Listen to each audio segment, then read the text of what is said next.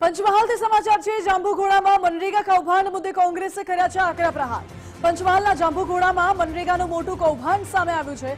માત્ર 42,000ની વસ્તી માટે 300 કરોડ રૂપિયાના કામ થયા અને મનરેગા ઉપરાંત અન્ય ગ્રાન્ટો મળીને કુલ 500 કરોડના કામ દર્શાવાયા છે।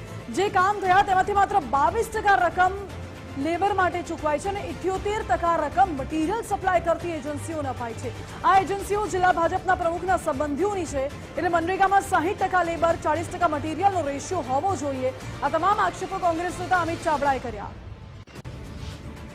આ મજૂરોને સ્થાનિક રોજગાર આપવાની યોજના ભાજપના લોકોને ફાયદો કરાવવાની યોજના અહીંયા સાબિત થઈ અને અહીંયા આ તાલુકામાં જે 4 વર્ષનો ખર્ચ મટીરિયલમાં 200 કરોડ રૂપિયા ખર્ચ થયો અને એના હિસાબ જોઈએ તો 60-40ના રેશિયોને બદલે ફક્ત 22% રકમ લેબરને ચૂકવવામાં આવી અને 78% રકમ મટીરિયલ સપ્લાય કરવાવાળી એજન્સીને આપવામાં આવી।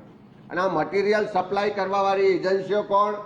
તો એક એજન્સી કે જે જિલ્લા ભારતીય જનતા પાર્ટીના પ્રમુખ દ્વારા ચલાવવામાં આવે છે, બીજી એજન્સી કે જે જિલ્લા પંચાયતના પૂર્વ પ્રમુખ અને જિલ્લા ભાજપના પ્રમુખ જે છે એમના પત્નીના નામે છે, ત્રીજી એજન્સી જિલ્લા ભાજપ પ્રમુખના પરિવારના ભત્રીજાના નામે છે, ચોથી એજન્સી જિલ્લા ભાજપ પ્રમુખના કહેવાતા ડ્રાઈવરના નામે છે।